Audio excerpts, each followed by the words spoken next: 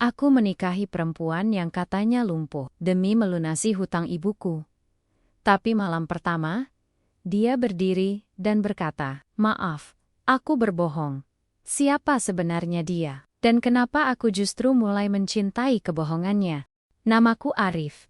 Aku anak sematawayang dari seorang janda penjual gorengan keliling yang hidup papasan di pinggiran kota. Sejak ayah meninggal karena kecelakaan kerja saat aku masih duduk di bangku SMP, hidup kami berubah drastis. Kami, yang dulunya punya rumah sederhana, kini harus menumpang di rumah kontrakan kecil berukuran 5 kali 5 meter. Ibuku berjualan dari pagi hingga malam, sementara aku bekerja serabutan untuk membantu kehidupan sehari-hari. Tapi yang membuat hidup kami lebih berat bukan sekadar kemiskinan, melainkan tumpukan hutang yang terus memburu. Semua bermula dari utang untuk pengobatan ayah yang tidak tertolong. Setelah itu, untuk modal jualan. Kemudian, untuk menyambung hidup. Dan terus menumpuk seperti mata rantai yang tak pernah putus. "Arif, ibu udah nggak kuat lagi. Ki, cari jalan keluar," kata ibu suatu malam. Suaranya gemetar. Tatapannya kosong menatap dinding dapur yang mengelupas. Aku menatap wajahnya yang semakin rentah. Guratan kecemasan di dahinya tak pernah hilang. Aku tahu, ibu sudah berusaha sekuat tenaga. Tapi jalan keluar yang dia maksud malam itu ternyata bukan sesuatu yang pernah aku bayangkan. Ada orang baik, dia mau bantu lunasin semua hutang kita. Asalkan kamu mau menikah dengan anaknya, ucap ibu pelan, seperti takut mendengar ucapannya sendiri. "Apa? Menek?" Aku berdiri dari kursi plastik reyot itu. Darahku mendidih seketika. "Ibu bercanda kan?" "Ibu serius, Nak. Ini satu-satunya cara. Kita sudah didesak. Kalau minggu ini nggak bayar, mereka bakal datang bawa preman." Aku keras. "Ibu pikir aku barang dagangan? Kenapa harus aku yang menikah demi bayar hutang?" Suaraku meninggi. Dan untuk pertama kalinya, aku berani membentak ibu. Tapi bukan karena aku tidak sayang, melainkan karena hatiku hancur. Ibu terdiam. Air matanya jatuh, perlahan tapi pasti. "Aku tahu kamu marah. Tapi ibu nggak punya pilihan, Nak. Anak itu, Raisa namanya. Katanya, dia cacat tapi kaya raya. Keluarganya ingin ada yang jagain dia. Dan mereka butuh orang yang sederhana. Nggak matre, Ibu." "Ibu bilang kamu anak baik." Kata-kata ibu bergema di kepalaku. Raisa, cacat, kaya. Semua terdengar seperti permainan absurd yang dibungkus dalam kemasan mulia bernama pengorbanan. Hari-hari setelahnya berjalan seperti kabut tebal. Aku berusaha menolak, tapi tekanan dari semua sisi menghimpit. Rumah kontrakan sudah dapat surat peringatan. Rentenir mendatangi warung gorengan ibu dan membuat keributan. Aku hampir dipukuli ketika pulang kerja malam-mulam oleh 2 orang tak dikenal. Pilihan itu datang, seperti pisau yang diarahkan ke leherku. Menikah, atau hidup hancur bersama ibu. Hari pernikahan itu datang terlalu cepat. Aku bahkan tidak sempat mengenal siapa Raisa sebenarnya. Semuanya diatur oleh keluarga besar calon mertuaku. Aku hanya tahu namanya, dan kabar bahwa ia lumpuh akibat kecelakaan mobil beberapa tahun lalu. Kami menikah di sebuah aula besar di kawasan elit kota. Aku, dengan setelan jas pinjaman, berdiri kaku di pelaminan. Raisa datang dengan kursi roda yang didorong oleh seorang wanita paruh baya. Wajahnya tenang, nyaris tanpa ekspresi, cantik, tapi kaku. Matanya sempat menatapku, lalu berpaling begitu saja. Senyum di wajah para tamu terasa palsu. Mereka datang bukan karena bahagia, tapi karena penasaran. Kabar tentang pernikahan seorang gadis kaya lumpuh dengan lelaki biasa seperti aku tentu jadi bahan perbincangan yang menarik. Sepanjang acara, aku hanya bicara seperlunya. Bahkan dengan Raisa, tak ada canda, tak ada tawa, tak ada pelukan. Hanya hening yang membatu seperti patung pengantin di kamar hotel yang disiapkan untuk malam pertama. Aku duduk di ujung ranjang, masih dengan pakaian lengkap. Raisa didorong masuk oleh asistennya, lalu ditinggalkan begitu saja. Kamar itu hening, terlalu besar untuk dua orang asing yang bahkan belum saling mengenal. Aku tidak tahu harus berkata apa. Aku hanya menatap keluar jendela, berharap pagi segera datang agar aku bisa menghindar dari situasi ini. Namun, suara Raisa memecah keheningan. "Arif, kamu pasti benci aku." "Ya." Aku menoleh. Raisa masih di kursi rodanya. Tangannya menggenggam pegangan roda, tapi matanya menatapku tajam, tajam sekali. Bukan mata seseorang yang lemah, apalagi tak berdaya. "Aku cuma terpaksa," kataku jujur. Ia tersenyum tipis, sinis. "Kita sama." Aku mengernyit. "Maksudmu?" Perlahan, Raisa mendorong rodanya ke tengah kamar. Lalu, yang tak pernah kuduga terjadi, ia berdiri, tegak.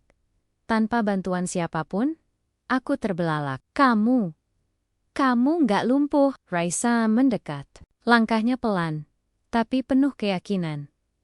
"Aku sehat," jawabnya, datar.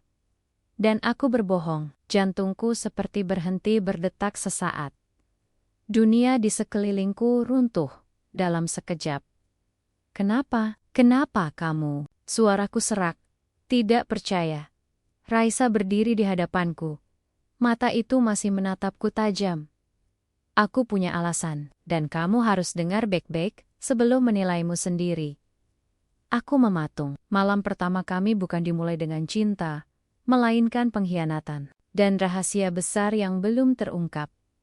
Dan aku tahu, hidupku takkan pernah sama lagi. Malam itu menjadi malam paling membingungkan dalam hidupku. Aku duduk diam di pinggir ranjang, sementara Raisa berdiri tak jauh dariku dengan tubuh tegak dan tatapan tak biasa. Aku masih sulit mencerna apa yang sebenarnya terjadi. Segalanya terasa seperti sandiwara besar, dan aku adalah penonton yang dipaksa percaya. "Kamu bisa berdiri," ucapku akhirnya, suara serak dan pelan. Raisa tidak menjawab, hanya menatapku. Tatapan yang penuh teka-teki, bukan ekspresi menyesal, bukan juga penuh rasa bersalah. "Jadi, selama ini, semua orang bohong?" tanyaku lagi. "Aku tidak membohongi. Semua orang? Hanya keluargaku? Dan sekarang kamu." Deg. Kalimat itu menghujam tepat di dadaku. Entah kenapa hatiku terasa lebih sakit dibanding ketika aku dipaksa menikah. "Kenapa?" tanyaku lagi, lebih tegas kali ini. Raisa menghela napas, lalu berjalan perlahan menuju kursi di dekat jendela. Ia duduk di sana dengan tenang melepet tangan. Di pangkuan. "Aku lelah jadi boneka," jawabnya lirih, tapi jelas. "Sejak kecil, hidupku sudah diatur oleh keluarga. Semua keputusan harus mereka yang ambil. Bahkan ketika aku tidak ingin menikah dengan pria pilihan mereka yang kasar dan penuh topeng, aku tetap dipaksa." Aku menatapnya, mencoba mengerti. "Lalu kamu memilih pura-pura lumpuh?" Ia mengangguk. "Setelah kecelakaan kecil saat SMA, sempat pakai tongkat selama beberapa minggu. Lalu aku sadar, dengan kelemahanku itu, semua orang jadi berhenti menuntut. Mereka mulai menjagaku, bukan mengaturku. Jadi, aku teruskan saja. Kursi roda ini bukan beban, tapi perlindungan." Aku tercekat. Itu gila, tapi juga jenius. Dalam cara yang menyakitkan. "Kamu hidup dalam kebohongan," desisku. "Kamu menipu semua orang, termasuk aku." Raisa menatapku, kali ini lebih lembut. "Kamu juga tidak menikah karena cinta, Arif. Kamu menikah karena ibumu terlilit utang. Jadi, kita berdua sama-sama terjebak, bukan?" Aku terdiam. Kata-katanya benar, tapi tetap saja, rasanya tidak adil. Aku dipaksa menikah dengan orang yang tak ku kenal. Lalu tahu bahwa istriku ternyata berpura-pura menjadi seseorang yang tidak ia alami. Lalu sekarang, ia duduk di depanku, menuntut pengertian. Lalu, kenapa aku? Tanyaku lagi, "Kenapa harus aku yang kamu pilih buat nikah? Karena kamu tahu aku butuh uang?" Raisa tersenyum tipis, tapi kali ini tidak sinis. Lebih seperti rapuh. Karena aku butuh seseorang yang tidak terikat dunia glamor. Seseorang yang tidak terpesona oleh uang keluargaku. Aku tahu kamu, Arif. Aku cari tahu tentangmu sebelum setuju pada rencana ini. Kamu kerja keras, kamu jujur. Kamu bukan laki-laki yang akan memukul atau menyakiti perempuan. Aku butuh seseorang yang aman. Dunia seperti berputar. Semua yang aku pikir palsu justru dibungkus oleh pengamatan yang nyata. Raisa mempelajari aku. Sementara aku bahkan tidak tahu warna kesukaannya. Tapi marah itu tetap ada. Luka itu masih segar. Kalau kamu udah percaya aku orang baik, kenapa kamu nggak jujur dari awal? Raisa tertawa. Kecil, tapi getir. Karena aku nggak yakin kamu akan menikahi perempuan yang berbohong tentang disabilitasnya. Karena jujur saja, aku juga tidak tahu. Hari-hari setelah malam itu berjalan seperti orang asing tinggal serumah. Kami tidak bicara banyak. Raisa tetap tampil dengan kursi roda di depan keluarganya. Aku ikut bermain dalam kebohongan itu, dengan rasa muak yang tidak kunjung hilang. Tapi, aku tidak punya pilihan. Kami sudah terikat. Setiap pagi, Raisa akan diantar asistennya ke ruang makan dengan kursi roda. Aku duduk di sampingnya, berpura-pura menggandeng tangannya seperti pasangan bahagia. Keluarganya tampak lega melihat aku menyayangi Raisa. Padahal dalam hati, aku ingin kabur dari rumah itu, tapi perlahan, aku mulai memperhatikan hal-hal kecil tentang Raisa. Ia bangun pagi sebelum aku. Ia sering membaca buku tentang psikologi, hukum, dan hak-hak penyandang disabilitas. Ia rajin menulis di jurnal pribadinya yang penuh coretan dan data statistik. Ia tak pernah bicara tentang drama atau gosip seperti wanita-wanita lain yang kukenal.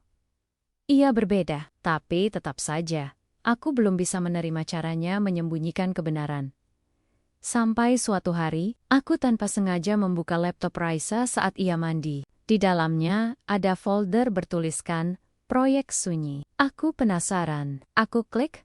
File pertama yang kubuka adalah video berdurasi beberapa menit. Di dalamnya, Raisa sedang berbicara di hadapan belasan penyandang disabilitas. Ia memberi semangat, membacakan puisi, dan berjanji akan memperjuangkan hak-hak mereka di meja kekuasaan. File berikutnya adalah dokumen berisi data kekerasan terhadap anak-anak berkebutuhan khusus di sekolah umum, lalu potret-potret tempat rehabilitasi yang tidak layak, dan laporan pendanaan fiktif dari yayasan-yayasan besar. Aku menutup laptop itu dengan napas tercekat. Raisa bukan sekadar gadis kaya yang pura-pura lemah. Dia sedang menyusun sesuatu yang lebih besar. Tapi kenapa semua harus dibungkus dengan kebohongan? Malam itu, aku menunggunya di ruang tamu. Saat ia selesai mandi, aku menatapnya lekat-lekat. "Kamu aktivis?" Tanyaku to the point. Ia kaget. Buka laptopku. Aku mengangguk. Dan aku ingin tahu semuanya. Raisa mematung sejenak, lalu duduk perlahan di sofa depanku. Matanya tampak berbeda malam itu, penuh ketakutan, sekaligus kelegaan. "Aku belum siap, kamu tahu. Tapi mungkin ini waktunya." Aku menunggu. Aku hidup dalam dua dunia. Dunia palsu di rumah, dan dunia nyata, bersama orang-orang yang selama ini terabaikan. Proyek Sunyi adalah gerakan bawah tanah. Kami ingin menyuarakan ketidakadilan terhadap penyandang disabilitas, tapi semua media sudah dibeli kekuasaan. Kami butuh cerita, butuh perhatian, butuh simbol. Aku mengerutkan dahi. Simbol kursi roda ini. Aku tercekat.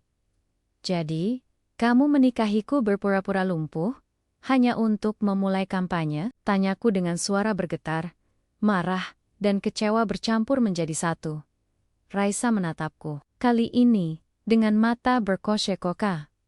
"Tidak, Arif." Awalnya, "Iya, tapi sekarang aku nggak yakin lagi." Aku diam. Kalimat itu membuat semuanya jadi lebih rumit. Pagi itu udara terasa berat, meski matahari bersinar terang, dan burung-burung berkicau seperti biasa di taman belakang rumah Raisa. Rasanya, aku seperti berjalan dalam kabut. Perkataan Raisa semalam masih membekas di kepalaku. Awalnya iya, tapi sekarang, Aku nggak yakin lagi. Itu bukan kalimat pengakuan biasa. Di baliknya, ada perasaan yang belum bisa aku pahami. Antara keraguan, penyesalan, atau perasaan yang tumbuh secara tak sengaja. Aku duduk di meja makan dengan segelas teh yang tak kunjung kusentuh. Ibu Raisa sibuk berbicara soal rencana liburan. Keluarga, ayahnya membolak-balik koran pagi, sambil sesekali melirikku seperti sedang menilai apakah aku pantas jadi bagian dari keluarga mereka. Dan Raisaya kembali di kursi roda, wajahnya tenang, bibirnya tersenyum. Seperti biasa, tapi aku tahu, matanya menyimpan gelisah yang sama seperti yang kurasakan. Sejak hari itu, aku jadi lebih diam. Hubungan kami seperti berjalan di atas benang tipis. Kami bicara hanya saat perlu, saling menatap hanya ketika tidak bisa menghindar. Tapi ada hal yang tak bisa aku bantah. Aku mulai memperhatikan Raisa lebih dalam. Ia bukan wanita biasa, meski hidup dalam kebohongan. Tapi apa yang ia lakukan bukan semata demi dirinya sendiri. Ia tidak menghabiskan waktu untuk berbelanja atau bergosip dengan tumon-men sosialitanya. Sebaliknya, ia lebih sering mengurung diri di kamar, menelepon orang-orang dari komunitas penyandang disabilitas, menulis di laptopnya, dan mengatur jadwal kegiatan sosial yang tak pernah dipublikasikan. Satu sore, aku memutuskan untuk mengikuti kemana ia pergi. Ia pamit ke keluarganya akan ke klinik terapi. Aku hanya mengangguk waktu itu. Tapi diam-diam aku mengejarnya dengan sepeda motor bututku. Mobilnya melaju ke arah utara kota, meninggalkan jalan-jalan utama dan masuk ke genggang sempit. Lalu berhenti di sebuah bangunan kecil tanpa plang. Dari kejauhan, aku mengamati Raisa turun dari mobil berjalan. Bukan duduk di kursi roda. Ia mengganti bajunya menjadi kaos polos dan celana panjang sederhana. Ia tampak seperti orang biasa, jauh dari citra gadis kaya seperti yang dikenal masyarakat. Raisa masuk ke dalam. Aku pun mengikuti dari jauh di dalam ruangan itu. Aku melihat hal yang tak pernah kusangka. Raisa berdiri di tengah anak-anak kecil dengan berbagai keterbatasan fisik dan mental. Ia memeluk mereka, mendongeng, bahkan menyuapi mereka makan. Tak ada kamera, tak ada wartawan, hanya ketulusan. Aku berdiri di balik dinding, tercekat. Inikah Raisa yang kusebut pembohong? Atau akukah yang terlalu cepat menghakimi? Sore itu aku pulang dengan hati yang campur aduk. Beberapa hari setelahnya, kami mulai bicara lagi, bukan sebagai pasangan yang saling mencintai, tapi sebagai dua manusia yang sedang belajar memahami. Kamu ngikutin aku ya waktu itu? Tanya Raisa pelan, saat kami duduk di balkon rumah, memandangi langit yang mulai temaram. Aku menatapnya, tidak menyangkal. Iya, kenapa? Aku ingin tahu siapa kamu sebenarnya. Ia mengangguk pelan. Dan kamu sudah tahu sekarang? Belum sepenuhnya. Tapi aku lihat kamu bukan hanya kebohongan. Raisa terdiam lama. Angin sore mengibaskan rambutnya yang tergerai. Untuk pertama kalinya, aku melihat wajahnya tanpa lapisan apapun. Bukan Raisa sang gadis kaya. Bukan Raisa yang berpura-pura lumpuh. Tapi Raisa, manusia. Aku nggak pernah niat nyakitin kamu, Arif. Tapi semua ini terlalu rumit untuk dijelaskan dari awal. Kadang, buat bisa bicara tentang kebenaran, kita harus meminjam kebohongan. Lalu sampai kapan kamu terus pura-pura? Iya, menatapku, sampai semuanya siap. Siapa yang kamu maksud dengan semuanya? Raisa tersenyum lemah. Masyarakat, keluargaku, dan kamu. Aku menunduk, tidak tahu harus membalas dengan apa. Raisa, kataku akhirnya, kamu pernah bilang kamu pilih aku karena kamu butuh orang yang aman. Tapi pernah enggak, kamu mikir, gimana perasaanku setelah tahu semuanya? Ia menatapku dalam-dalam. Aku tahu aku salah. Tapi, aku mulai percaya. Kamu bukan cuma tempat aman. Kamu cahaya kecil yang muncul waktu semua orang menutup pintu. Dadaku sesak. Kata-kata itu terlalu dalam untuk sekadar tapi aku juga belum siap menjawab dengan perasaan yang sama. Malamnya, aku mengirim pesan ke ibu. Bu, Aku baik-baik saja, tapi aku mulai merasa bahwa pilihan ibu, seaneh apapun itu, mungkin punya maksud yang belum aku pahami sepenuhnya. Raisa, bukan seperti yang kita kira. Tolong jaga kesehatan. Aku akan kirim uang minggu depan. Maaf karena sempat marah. Ibu membalas singkat. Ibu selalu doakan kamu. Jangan lupa makan ya nak. Aku menatap layar ponsel lama, lalu meletakkannya di atas meja. Di luar kamar, aku mendengar langkah kaki Raisa menuju dapur.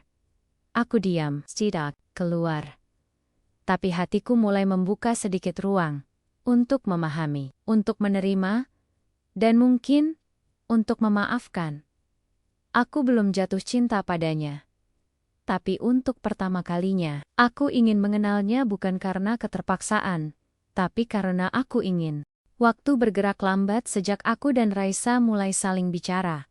Walau belum sepenuhnya percaya, hubungan kami berubah bukan lagi hubungan antara dua orang asing yang terjebak dalam pernikahan paksa, tapi seperti dua sekutu yang saling menyembunyikan luka, namun perlahan belajar menatap arah yang sama. Setiap pagi, Raisa tetap berperan sebagai gadis yang lumpuh di depan keluarganya. Ia turun dengan kursi roda, tersenyum sopan, bersikap lemah lembut. Namun di balik semua itu, aku tahu, Raisa menyimpan keberanian yang tidak ditunjukkan siapapun, dan itu membuatku terus berpikir, apa yang sebenarnya ia kejar. Suatu malam, Raisa mengajakku makan malam di sebuah warung kecil di pinggir kota. Ia tak membawa kursi rodanya, hanya memakai hoodie sederhana dan celana panjang. Tak ada sopir, tak ada pengawal, tak ada sandiwara. Hanya kami berdua, duduk berhadapan di bangku kayu reyot, memesan mie rebus dan es teh manis. Aku rindu jadi orang biasa, ucapnya sambil meniup mie panas. Aku mengangguk. Orang biasa lebih bisa jadi diri sendiri. Ia menatapku. Kamu selalu begitu ya? Bicara sedikit, tapi dalam. Aku tersenyum samar. Kamu cuma belum biasa dengan laki-laki yang tidak sok pintar. Ia tertawa pelan. Tawanya tulus. Dan aku menyadari sesuatu. Aku menyukai suara tawanya. Mungkin aku terlalu cepat menarik kesimpulan dulu bahwa Raisa adalah pembohong. Tapi, semakin aku bersamanya, semakin aku melihat bahwa dunia tidak sekaku hitam dan putih. Kamu pernah ngerasa kehilangan arah? Arif, tanyanya. Tiba. Pernah, waktu ayah meninggal, aku merasa dunia nggak adil. Tapi waktu lihat ibu tetap jualan meskipun ditertawakan tetangga, aku tahu aku nggak boleh nyerah. Raisa menunduk. Tangannya menggenggam sendok erat-erat. Aku iri sama kamu. Iri. Aku mengernyit. Kamu punya segalanya. Aku punya banyak hal iya. Tapi aku enggak punya kebebasan. Semua yang kulakukan, diawasi. Mau makan apa? Pergi kemana? Harus bilang. Bahkan ke kamar mandi pun, dulu harus ditemani suster. Kenapa kamu enggak kabur aja dari semua itu? Risa tertawa getir. Karena semua orang menganggap aku cacat. Mereka pikir aku lemah, padahal yang paling cacat itu bukan tubuhku, tapi harapan mereka terhadapku. Kalimat itu menggema dalam pikiranku sepanjang perjalanan pulang. Semakin hari, aku semakin sering menemani Raisa ke pusat komunitas disabilitasnya. Bukan karena aku ingin tahu lebih banyak tentangnya saja, tapi karena aku ingin melihat dengan mata kepala sendiri apa yang ia perjuangkan. Anak-anak dengan kaki palsu, remaja dengan keterbatasan bicara, ibu-ibu tunanetra yang merawat anak sendirian semuanya, berkumpul dalam satu ruangan kecil. Di tengah mereka, Raisa menjadi jembatan. Ia tak hanya mendengarkan, tapi bertindak. Ia membuat program pelatihan keterampilan, terapi, bahkan penyuluhan hukum gratis. Aku ikut duduk di salah satu sesi, memperbaiki kabel-kabel sound system yang rusak. Diam-diam memperhatikan Raisa bicara di depan forum. Ia tidak terlihat seperti perempuan yang bermain peran. Ia seperti menemukan dirinya sendiri. Aku tahu kalian mungkin merasa dilupakan, bahkan diabaikan, ucapnya di depan forum. Tapi kalian bukan masalah. Kalian adalah bagian dari solusi. Tepuk tangan menggema. Raisa tersenyum. Aku menatapnya, dari belakang ruangan dan, untuk pertama kalinya, aku bangga mengenalnya. Tapi bangga itu belum cukup menghapus luka masa lalu. Di rumah, kami masih menjaga jarak. Aku tidur di sofa ruang tengah, sementara Raisa di kamar. Kami, seperti dua aktor yang saling memahami naskah masing-masing, tapi belum siap berbagi panggung. Suatu malam, hujan turun deras. Listrik padam. Rumah besar itu terasa seperti gua kosong yang sunyi. Aku mengambil lilin di dapur, dan saat hendak menyalakan, aku mendengar suara isak tangis dari kamar Raisa. Aku mengetuk pintu pelan. Raisa, tak ada jawaban. Aku membuka pintu perlahan. Raisa duduk di pojok kamar, menggenggam sebuah foto tua. Air matanya mengalir deras. Aku ragu, tapi akhirnya melangkah masuk. Kamu kenapa? Ia tidak langsung menjawab. Tangannya mengangkat foto itu ke arahku. Ini adikku. Namanya Damar. Aku mengambil foto itu perlahan. Seorang bocah laki-laki berusia sekitar 8 tahun, duduk di kursi roda dengan wajah ceria. Dia penyandang cerebral palsy, lanjut Raisa. Tapi dia cerdas, lucu, punya semangat yang luar biasa. Sampai suatu hari, dia meninggal karena panti tempat dia dirawat melakukan kelalaian. Aku mematung. Orang tuaku membungkam semuanya. Bayar media, tutup panti. Tapi aku tahu Damar mati karena sistem yang bobrok. Dan, sejak itu, aku bersumpah untuk melawan semua ini. Aku pura-pura lumpuh, karena aku ingin menyuarakan bahwa kita semua bisa jatuh dan bangkit. Bahwa mereka yang disabilitas tidak butuh dikasihani, tapi didengarkan. Suasana hening, hanya suara hujan dan isakan kecil dari Raisa yang terdengar. Aku menunduk. Hatiku bergetar. Luka Raisa lebih dalam dari yang kubayangkan. Ia bukan hanya menyamar untuk sensasi. Ia melawan arus, karena kehilangan yang tak pernah bisa ia terima. Aku duduk di sampingnya. Tanpa banyak kata, aku hanya memegang tangannya yang gemetar. Dan malam itu, untuk pertama kalinya, ia bersandar di pundakku. Tak berkata apa-apa. Hanya membiarkan dirinya menangis sepuasnya. Mungkin aku belum bisa mencintainya. Tapi, malam itu, aku tahu satu hal. Aku mulai peduli. Dan itu cukup untuk membuat tembok di antara kami mulai retak. Setelah malam hujan itu, semuanya perlahan berubah. Raisa mulai lebih terbuka. Dan aku mulai lebih tenang. Ada ruang yang kami bagi kini, bukan hanya dalam bentuk rumah dan pernikahan, tapi dalam percakapan, pandangan mata, dan diam-diam, dalam rasa yang tumbuh dari pengertian, kami masih menyimpan kebohongan besar di mata keluarganya. Raisa tetap gadis lumpuh yang membutuhkan pendampingan. Di mata orang-orang, aku suami pengasih yang menerima istri dengan segala kekurangannya. Padahal, semua itu panggung. Di belakang tirai, aku dan Raisa mulai membangun sesuatu yang lebih jujur. Persahabatan, namun, kenyataan tidak selalu sejalan dengan ketenangan. Hari-hari di rumah itu semakin terasa penuh tekanan, terutama saat ayah Raisa mulai mengatur agar anaknya mendapatkan kursi di salah satu yayasan amal milik perusahaan. Ia ingin menggunakan nama Raisa untuk kampanye sosial. Perusahaan, demi citra publik. Raisa, nanti Bapak minta kamu isi pidato di depan media bulan depan ya, soal semangat disabilitas, dan bagaimana kamu tetap berkarya, walaupun keterbatasan, kata ayahnya suatu malam. Saat makan malam keluarga, Raisa menelan ludah. Aku melihat wajahnya menegang. Tapi, aku belum siap, jawabnya hati-hati. Sudah waktunya kamu tampil di depan. Jangan cuma di rumah saja. Tunjukkan bahwa kamu bisa jadi inspirasi. Itu keinginan Bapak, ujar sang ayah sambil tersenyum. Tapi senyuman itu bagiku seperti cambuk tersembunyi. Aku ingin bicara, tapi tak berhak. Di mata mereka, aku hanya menantu miskin yang harus tahu. Tempat, malam harinya, Raisa menghempaskan tubuh ke ranjang dengan wajah kusut. Arif, ini bisa berbahaya, gumamnya. Aku tahu, tapi kamu juga tahu, Ini nggak bisa kamu hindari terus. Raisa menatapku. Kalau aku naik ke panggung itu, semua orang akan perhatikan. Kalau ada yang curiga, satu langkah salah aja, semuanya bisa runtuh. Aku duduk di sampingnya. Lalu, apa kamu mau mundur sekarang?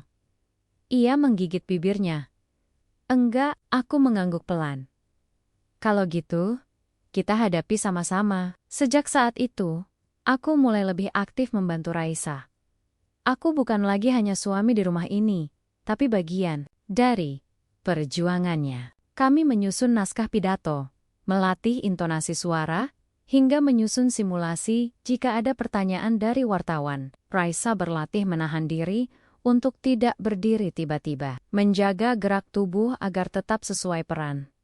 Namun, saat aku melihatnya begitu keras pada dirinya sendiri, hatiku teriris. Di satu sisi, aku ingin melindunginya. Di sisi lain, aku tahu dia terlalu kuat untuk dilindungi dengan cara biasa. Suatu malam, saat latihan, aku melihat air matanya jatuh diam-diam. Raisa, panggilku pelan. Kalau kamu terlalu lelah, kita bisa hentikan malam ini. Ia menggeleng. Aku nggak lelah latihan, Arif. Aku lelah menyembunyikan semuanya. Aku menarik napas panjang. Kenapa kamu nggak bongkar semuanya aja? Ceritain siapa kamu sebenarnya. Aku yakin, orang-orang yang pernah kamu bantu akan berdiri buat kamu. Dunia nggak sesederhana itu, Arif.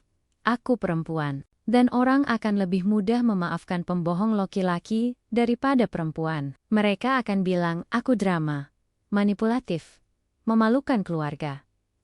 Aku menunduk. Diam-diam, aku sadar, Raisa hidup dalam ketakutan yang tidak bisa aku pahami sepenuhnya.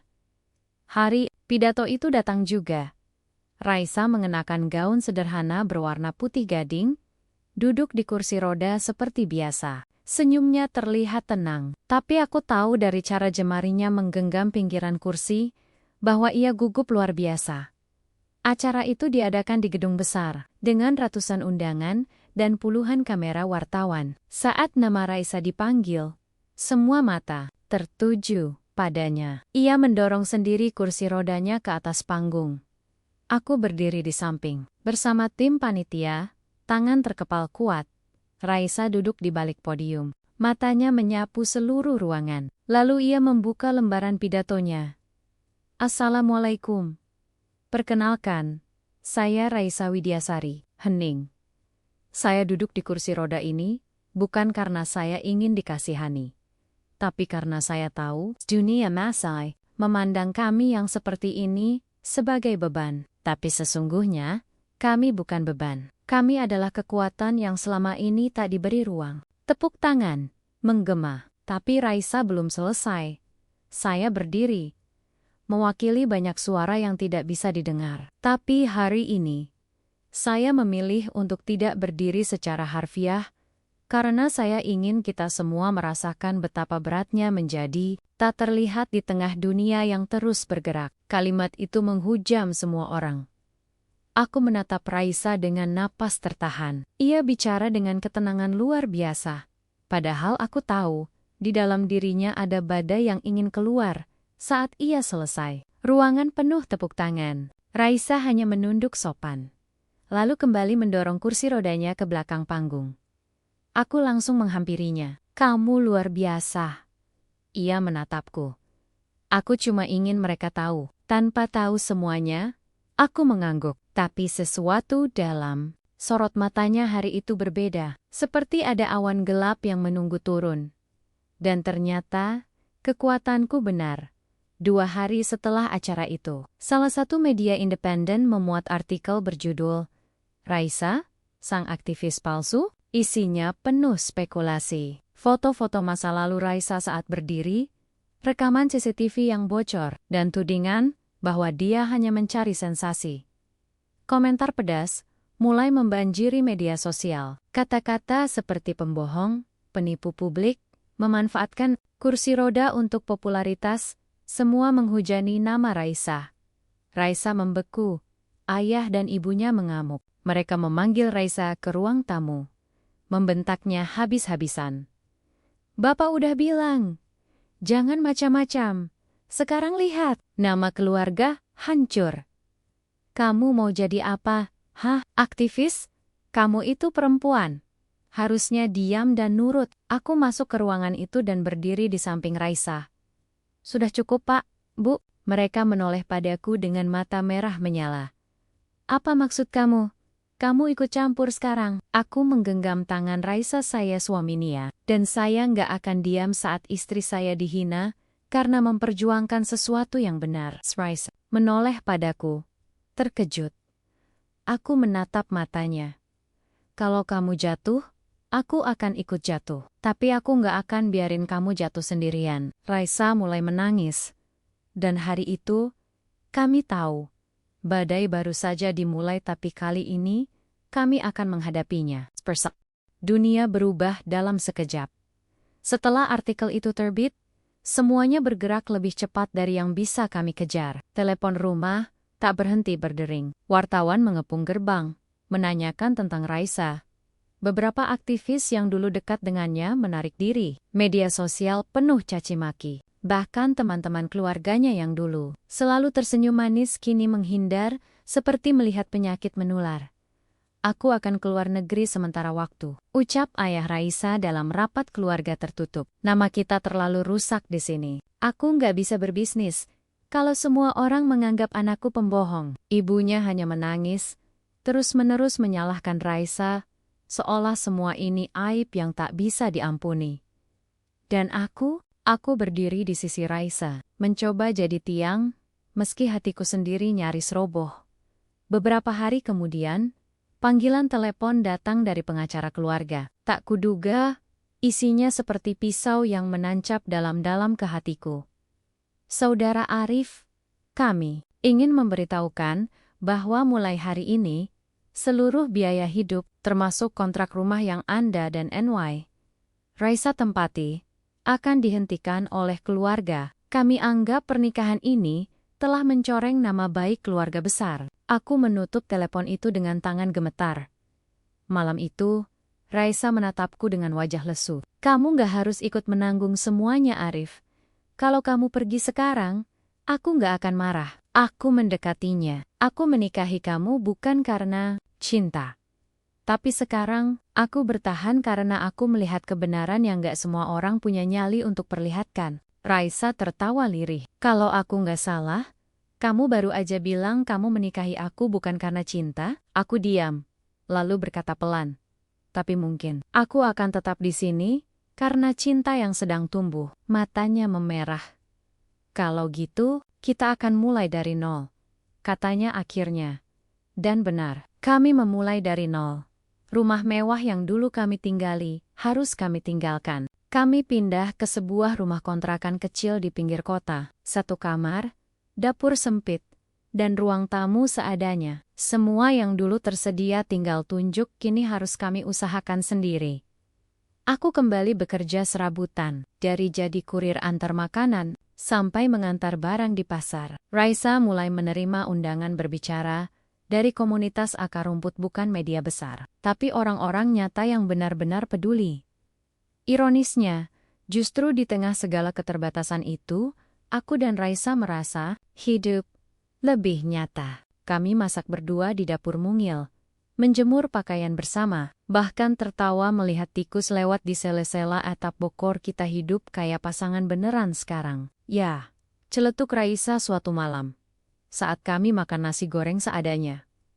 Aku tertawa kecil. Kayaknya kita memang baru mulai jadi pasangan setelah semua yang palsu dicabut. Tapi kebahagiaan itu tak bertahan lama.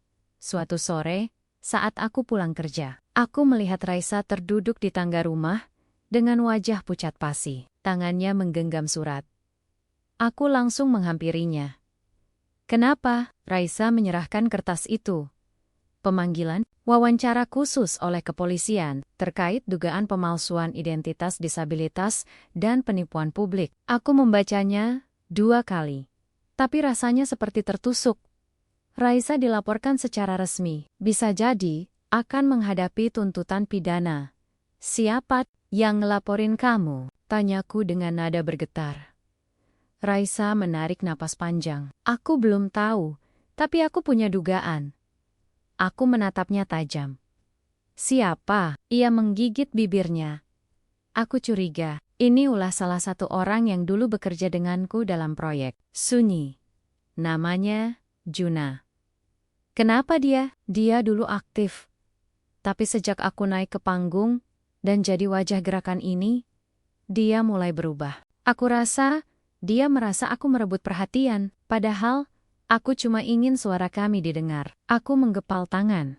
Kalau itu benar, berarti ini bukan soal keadilan. Ini soal dendam. Hari wawancara itu datang. Kami duduk di ruangan kantor polisi, kecil, dengan satu penyidik yang wajahnya lebih muda dari usia kami. Ia bicara sopan, tapi sorot matanya tajam. Saudari Raisa, kami ingin tahu kenapa Anda berpura-pura sebagai penyandang disabilitas di depan publik. Raisa menjawab tenang, saya tidak pernah mengatakan saya lumpuh total. Orang mengasumsikan, dan saya tidak mengoreksi, karena saya punya pesan yang lebih besar untuk disampaikan. Tapi saya tidak pernah memalsukan data hukum, atau menggunakan disabilitas untuk keuntungan finansial. Penyidik itu mencatat. Lalu, Anda merasa publik layak dibohongi? Tidak, jawab Raisa cepat. Tapi saya tahu, publik tidak selalu siap mendengar kenyataan. Kecuali jika mereka melihat sesuatu yang menyentuh hati. Dan kalau yang menyentuh hati adalah seseorang di kursi roda, maka saya biarkan itu terjadi. Demi orang-orang yang benar-benar hidup di sana. Aku melihat matanya bergetar, tapi suaranya tak pecah. Sepulang dari kantor polisi, kami duduk di halte lama dekat jembatan. Hujan turun ringan. Raisa bersandar di bahuku. Kalau aku masuk penjara, Arif, kamu akan tetap nunggu aku. Aku tak langsung menjawab, lalu kuangkat wajahnya. Menatap matanya lekat-lekat. Aku akan nunggu. Bukan karena kamu istriku, tapi karena kamu perempuan paling jujur yang pernah berani hidup dalam kebohongan. Ia tertawa kecil, lalu menengus. Hujan jadi saksi bahwa kami tak lagi pura-pura. Tapi aku tahu, badai belum selesai. Dan di depan sana, kami harus bersiap menghadapi dunia yang mungkin tak akan memberi kami kesempatan kedua. Hari-hari setelah pemanggilan polisi itu berubah menjadi mimpi buruk. Setiap pagi kami terbangun dengan perasaan tidak tenang. Setiap ketukan di pintu membuat jantung berdegup lebih cepat. Dan setiap notifikasi ponsel membawa kecemasan baru berita, komentar kebencian, dan yang paling menyakitkan, fitnah dari orang-orang yang dulu berdiri bersama Raisa. Raisa tetap tenang di luar. Ia tersenyum saat memberi makan anak-anak panti yang ia bantu. Ia masih menyapa tetangga. Dan ia masih menulis di jurnalnya tiap malam. Tapi, aku tahu, dalam dirinya, ia sedang retak perlahan. Sampai suatu malam, saat kami makan malam seadanya, di dapur kecil, Raisa tiba-tiba berkata, Arif, aku mau mundur dari semuanya. Aku meletakkan sendok. Mundur dari apa? Dari proyek Sunyi, dari perjuangan ini, dari kebohongan yang sudah terlalu dalam. Aku lelah. Aku menatapnya dalam. Lelah atau takut? Raisa menunduk. Aku takut, Arif. Tapi yang lebih menyakitkan. Aku merasa semua yang kuperjuangkan kini berubah bentuk. Orang-orang yang dulu bersamaku mulai menjauh. Lembaga yang dulu memuji, sekarang ikut menjatuhkan. Bahkan aktivis yang dulu bersumpah akan berjalan di sampingku, kini menyebarkan kebohongan baru. Hatiku ikut sesak mendengarnya. Tapi aku tahu, ini bukan waktunya untuk menyerah. Justru ini saatnya untuk bertahan, saat semua ingin kami jatuh. Kalau kamu berhenti sekarang, kataku pelan, semua yang kamu lakukan akan dihapus. Semua anak yang kamu bantu akan merasa tak punya tempat lagi. Dan semua orang yang selama ini diam, akan merasa benar untuk terus diam. Raisa memejamkan mata. Kalau begitu, kamu yang lanjut. Kamu yang bicara. Kamu yang berdiri. Dan aku diam di belakangmu. Aku menggeleng. Enggak, Raisa. Dunia butuh kamu. Bukan aku. Dan saat itu, aku memutuskan sesuatu yang mengubah segalanya. Aku menghubungi seorang jurnalis independen yang dulu pernah menulis tentang penyalahgunaan dana lembaga sosial. Namanya Maya. Ia terkenal karena keberaniannya membongkar kejahatan elit, bahkan ketika nyawanya pernah terancam. Aku tahu dia satu Satania yang bisa dipercaya saat semua media besar sudah dibeli. Kami bertemu di sebuah kedai kecil di tengah malam. Kalau kamu datang untuk bersih-bersih nama istrimu, aku nggak tertarik, katanya dingin, sambil menyeruput kopi. Aku nggak mau bersihin nama, kataku serius. Aku mau buka semuanya. Ia mengangkat alis. Termasuk kebohongan Raisa? Aku mengangguk. Termasuk itu. Maya menatapku lama, lalu mengeluarkan perekam suara. Kalau begitu, mulai dari awal. Butuh 2 hari penuh bagiku dan Raisa untuk menceritakan semuanya. Dari awal pernikahan kami, sandiwara Raisa, tujuan, proyek sunyi, sampai tekanan dari keluarganya, dan pengkhianatan dari dalam komunitas sendiri. Apa kamu sadar bahwa dengan membuka semua ini, kamu juga membuka kemungkinan bahwa Raisa akan masuk penjara? Tanya Maya. Aku tahu, jawab Raisa pelan, tapi lebih baik aku masuk penjara. Karena jujur, daripada bebas tapi tetap hidup dalam kebohongan. Maya mengangguk. Baik, tapi bersiaplah. Karena setelah artikel ini keluar, dunia nggak akan sama lagi. Artikel itu tayang 3 hari kemudian. Judulnya mengejutkan semua orang. Raisa bukan penipu. Dia pemberontak. Isinya bukan hanya cerita tentang Raisa, tapi juga fakta-fakta kelalaian yang dilakukan oleh lembaga sosial terhadap penyandang disabilitas. Bukti penggelapan dana, pengabaian korban kekerasan, semua disusun dengan rapi, lengkap dengan data, foto, dan rekaman asli. Maya tidak hanya membersihkan nama Raisa, tapi membalikkan seluruh tuduhan menjadi serangan balik yang membongkar wajah asli sistem sosial yang bobrok. Artikel itu viral. Banyak yang marah. Banyak pula yang mulai membuka mata. Sejumlah aktivis yang dulu menjauh, kini kembali mengulurkan tangan. Tapi, yang paling mengejutkan adalah satu panggilan telepon yang Raisa terima malam itu. Ini dari Komisi Perlindungan Sosial Nasional. Kami ingin mengundang Anda sebagai pembicara utama dalam Forum Advokasi Nasional minggu depan. Anda akan bicara tentang keberanian menyuarakan kebenaran di tengah badai kebencian. Raisa menangis malam itu, tapi bukan tangis ketakutan, tangis kelegaan. Namun, di balik semua harapan itu, badai besar belum usai. 2 hari sebelum acara nasional itu digelar, aku sedang dalam perjalanan pulang dari tempat kerja ketika seseorang menabrakku dari belakang di gang sempit. Tubuhku dibanting ke dinding. Aku mencoba melawan, tapi terlalu cepat. Suara kasar itu berkata, "Berhenti dukung Raisa. Ini peringatan. Kalau kalian terus maju, kalian gak akan punya masa depan." Selalu gelap. Aku pingsan.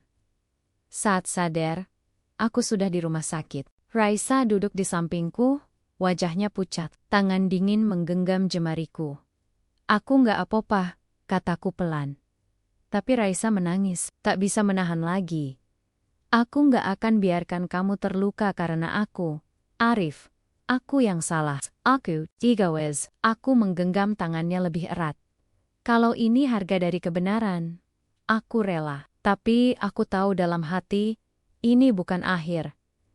Mereka yang merasa terancam tidak akan diam. Dan kami harus memilih, bersembunyi atau berdiri lebih kuat dari sebelumnya.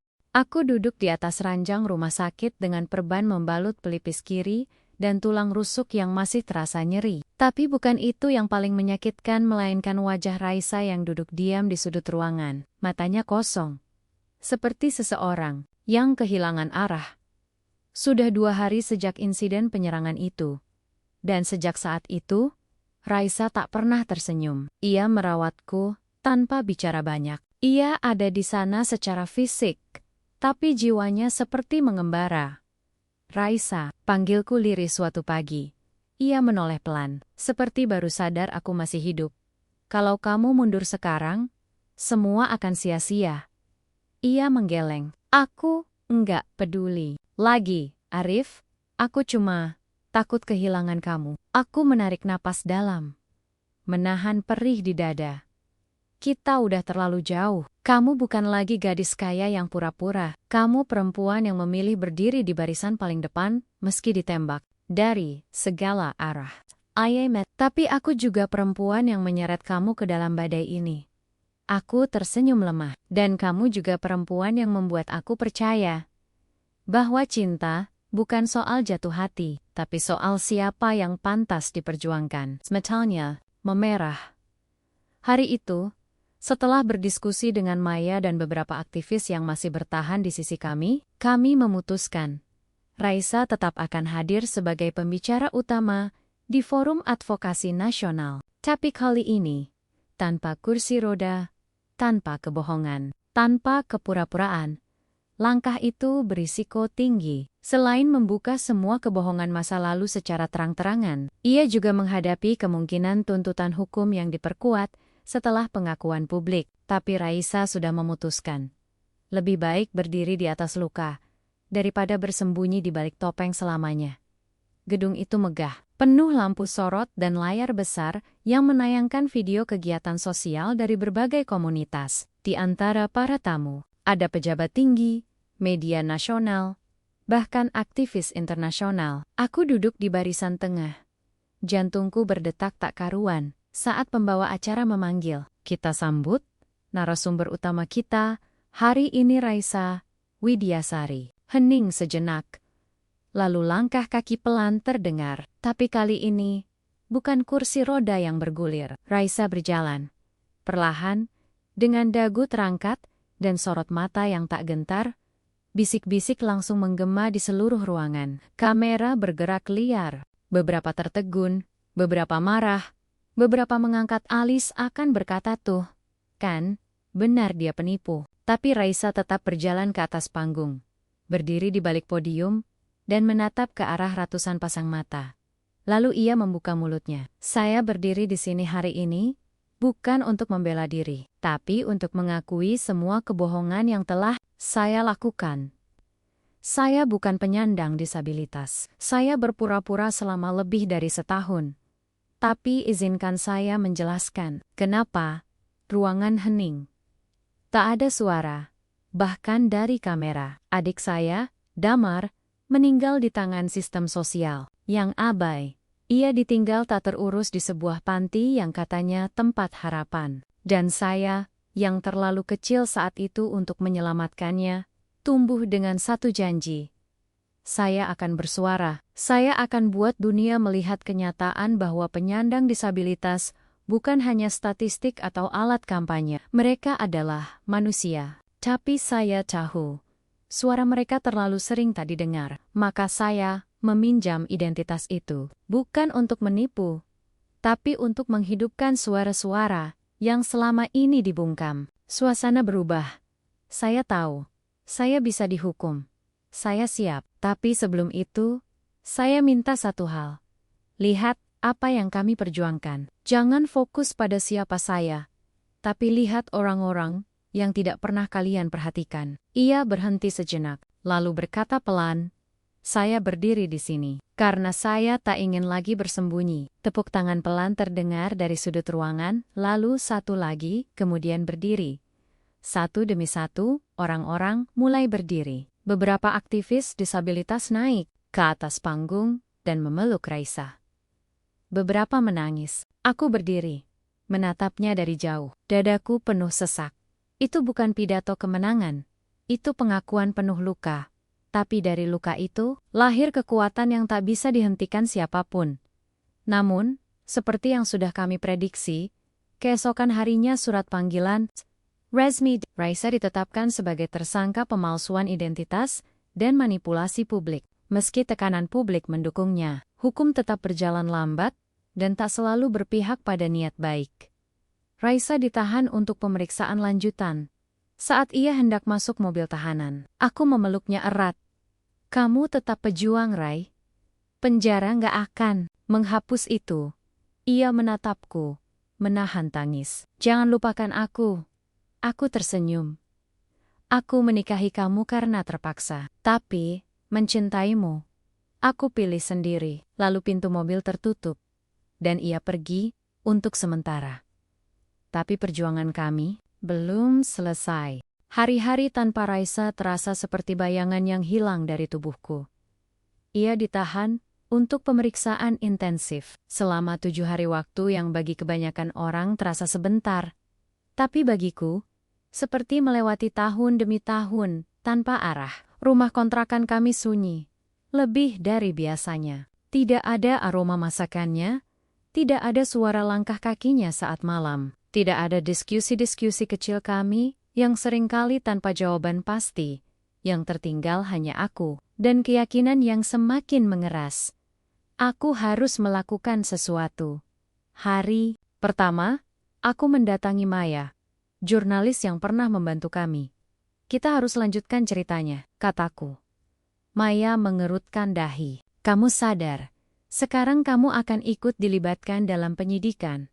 Kalau terlalu vokal," aku mengangguk. "Kalau aku diam, itu berarti aku ikut membunuh semua yang sudah Raisa perjuangkan." Maya menatapku lama, lalu mengangguk pelan. "Kita mulai dari mana?" "Kami mulai dengan membuat dokumentasi semua kegiatan Raisa, wawancara dengan penyandang disabilitas, pelatihan keterampilan, advokasi hukum, testimoni dari keluarga-keluarga yang dibantu oleh Proyek Sunyi." Maya dan timnya bekerja siang malam, menyusun narasi dan bukti bahwa Raisa bukan penipu, tapi pelindung yang tak konvensional. Sementara itu, aku mulai menghubungi para aktivis, tokoh masyarakat, bahkan mantan pejabat sosial yang dulu pernah bekerja sama dengan Raisa. Beberapa merespons dingin, beberapa ragu. Tapi ketika satu orang berani buka suara, yang lain mulai menyusul.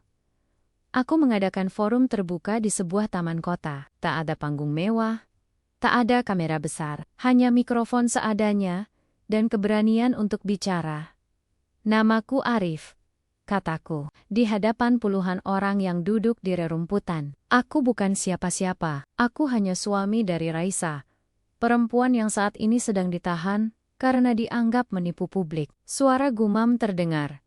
"Tapi kalian mungkin tidak tahu bahwa perempuan itu sudah menyelamatkan lebih banyak nyawa daripada yang pernah dilakukan oleh para pejabat tinggi negeri ini." Aku menunjuk layar kecil tempat Maya memutar dokumentasi. Di sana terlihat Raisa duduk di lantai, mengajari seorang anak tanpa kaki menggambar. Di klip lain, ia berdiri di hadapan komunitas perempuan tuli, menyampaikan hak-hak hukum mereka.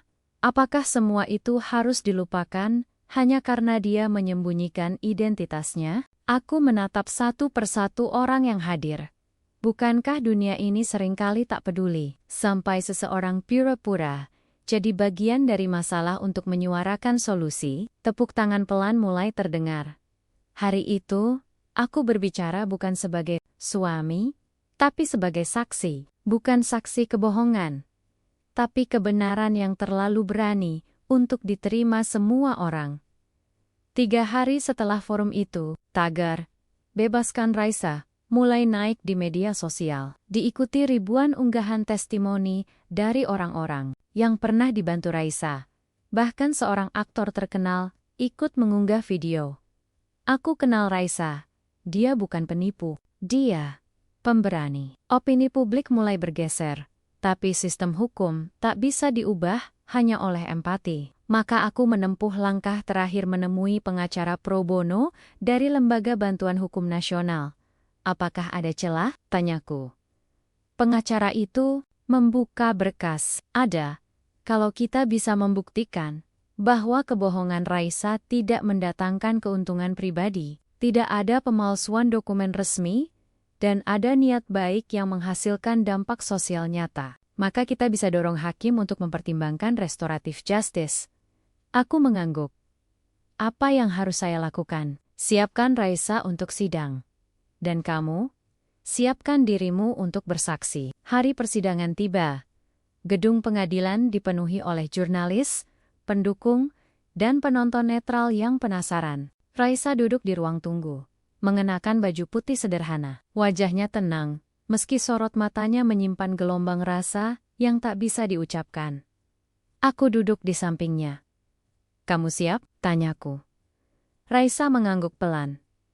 Kamu ada di sini, JD. Sekus, ketika nama kami dipanggil, aku menggenggam tangannya sekali lagi, dan kami melangkah masuk ke ruang sidang. Jaksa membuka sidang dengan keras. Yang Mulia, terdakwa telah dengan sengaja menyamar sebagai penyandang disabilitas untuk mendapatkan simpati publik, tampil di berbagai forum, mendapatkan penghargaan, dan menyebarkan kebohongan. Raisa duduk diam. Kami menuntut hukuman pidana karena tindakan ini bukan hanya melanggar moral, tapi juga hukum. Hakim memandang Raisa. Saudari Raisa, Anda mengakui telah menyamar sebagai penyandang disabilitas. Raisa berdiri, suaranya tenang. Saya mengakui tidak jujur tentang kondisi saya, tapi saya tidak pernah menerima uang pribadi dari kebohongan itu. Semua dana yang masuk langsung disalurkan ke lembaga, dan saya tidak pernah mengubah dokumen hukum apapun untuk mendukung kebohongan tersebut. Hakim mengangguk. Silakan lanjutkan. Saya hanya ingin suara mereka didengar, dan kalau caranya salah, saya siap dihukum. Tapi saya juga ingin dunia tahu bahwa saya melakukan itu karena tidak ada yang mendengarkan kami sebelumnya. Kemudian, aku diminta maju sebagai saksi. Aku bicara tentang awal pernikahan, tentang malam pertama saat Raisa mengaku, tentang proyek sunyi, tentang penyerangan terhadapku, dan tentang bagaimana Raisa berubah dari pembohong menjadi pahlawan di mataku.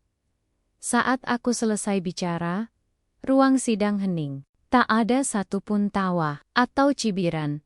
Hanya udara yang menggantung di antara harapan dan ketakutan. 2 minggu kemudian, vonis dibacakan. Dengan mempertimbangkan semua bukti, kesaksian, dan dampak sosial yang telah diberikan terdakwa, maka pengadilan memutuskan untuk tidak menjatuhkan hukuman penjara. Terdakwa akan menjalani program pembinaan sosial dan wajib melanjutkan kontribusinya. Dalam bidang advokasi selama 2 tahun, Raisa menutup mulutnya. Menangis. Aku merangkulnya erat. Kami tidak bebas sepenuhnya, tapi kami tidak kalah. Dan untuk pertama kalinya, kami bisa melanjutkan hidup, bukan dalam kebohongan, tapi dalam kebenaran yang diperjuangkan bersama. Hidup kami tidak langsung kembali seperti dulu, tapi justru karena itu, kami mulai benar-benar hidup. Setelah putusan pengadilan diumumkan, Raisa menjalani program pembinaan sosial. Namun, tidak seperti hukuman yang menghancurkan. Program itu justru menjadi ruang pertumbuhan. Ia diberi kesempatan untuk mendampingi kelompok advokasi, memberikan pelatihan, dan membangun sistem pelaporan kasus-kasus ketidakadilan terhadap penyandang disabilitas. Kali ini, semua dengan jati dirinya yang utuh, tanpa kebohongan, tanpa sandiwara. Namanya kembali diperbincangkan, bukan lagi sebagai penipu publik, tapi sebagai simbol keteguhan dan keberanian yang langka. Tapi Raisa tidak pernah membanggakan dirinya. Ia tetap sederhana, tetap lebih senang berada di lapangan, berbicara langsung dengan orang-orang yang tak punya akses suara.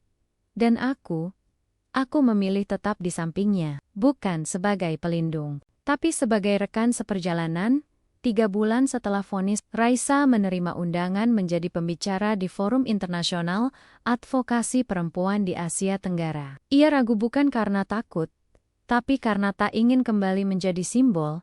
Aku bukan siapa-siapa, Arif, katanya padaku malam itu. Aku cuma orang biasa yang dulu pernah salah langkah. Aku menggenggam tangannya di beranda rumah. Kontrakan kami yang kini mulai terasa seperti rumah sungguhan. Kamu bukan siapa-siapa, tapi kamu juga bukan orang biasa. Kamu itu seseorang yang rela hancur demi orang lain yang tak bisa bicara. Ia menatapku. Lama. Kamu yakin mendampingiku ke forum itu? Aku tersenyum kecil. Selama panggung itu milikmu, aku akan selalu jadi orang pertama yang berdiri di bawahnya. Perjalanan ke luar negeri itu menjadi simbol lembaran baru dalam hidup kami. Raisa menyampaikan pidatonya bukan dari kursi roda, bukan dengan narasi dramatis, tapi dengan suara tenang dan jujur. Ia bercerita tentang cinta, kebohongan, kebenaran, dan keberanian untuk tidak menyerah saat dunia ingin kita bungkam. Saya adalah seorang perempuan yang pernah berbohong, tapi juga perempuan yang belajar bahwa kejujuran adalah bentuk tertinggi dari cinta terhadap diri sendiri dan orang lain. Saya tidak berdiri di sini karena saya sempurna. Saya berdiri karena saya tidak lari. Pidato itu diabadikan, diterjemahkan ke dalam 5 bahasa, dan dibagikan di berbagai platform. Tapi saat kami kembali ke Indonesia, Raisa tak menjadi selebriti. Ia tetap memilih jalan sunyi, membangun sekolah komunitas kecil untuk anak-anak disabilitas di desa pinggiran. Bekerja sama dengan para relawan yang dulu ikut memperjuangkan pembebasannya. Setahun setelah semua itu, pada hari ulang tahun pernikahan kami yang pertama, kami duduk di atas rerumputan bukit kecil, tempat dulu aku melamarnya dalam keterpaksaan. Kini, aku memegang kotak kecil yang sudah lama kusembunyikan. Raisa, kataku pelan. Ia menoleh. Alisnya terangkat bingung. Apa? Tanyanya. Aku membuka kotak itu. Di cincin emas polos yang kubeli dari hasil kerja lembur selama 2 bulan terakhir, ini mungkin terlalu telat. Tapi, maukah kamu menikah lagi denganku? Resa terdiam, air matanya mengambang. Kita kan udah nikah, Arif. Aku tersenyum. Yang pertama itu karena ibu, dan karena hutang. Kali ini, karena cinta. Karena aku memilih kamu, utuh, dengan masa lalu, masa kini, dan semua masa depanmu. Ia tertawa kecil sambil menangis. Kalau gitu, aku juga minta satu hal. Apa? Ia meraih tangan kiriku, dan menyelipkan cincin kecil yang ternyata dia sembunyikan selama ini, di kantong jaketnya. Aku juga mau nikah lagi sama kamu, tapi kali ini, bukan sebagai Raisa yang pura-pura lemah, tapi sebagai Raisa yang kuat dan siap berjalan bersamamu. Kami saling tertawa sambil menangis. Tak ada pesta, tak ada saksi selain langit yang biru dan angin yang lembut. Tapi hari itu adalah hari pernikahan kami yang sesungguhnya. Hidup tidak langsung menjadi indah. Kami masih menghadapi keterbatasan, prasangka, dan sesekali bisik-bisik dari orang yang tak tahu seluruh cerita. Tapi, kami tidak lagi sembunyi. Kami tidak lagi membohongi diri sendiri. Raisa tetap dengan mimpinya. Aku tetap dengan langkah kecilku di sampingnya. Dan cinta, tumbuh. Bukan dari kepura-puraan, tapi dari keberanian. Untuk jujur bahkan ketika kejujuran itu menyakitkan. Karena terkadang, kebohongan memang bisa menyelamatkan. Tapi hanya kebenaranlah yang bisa membebaskan.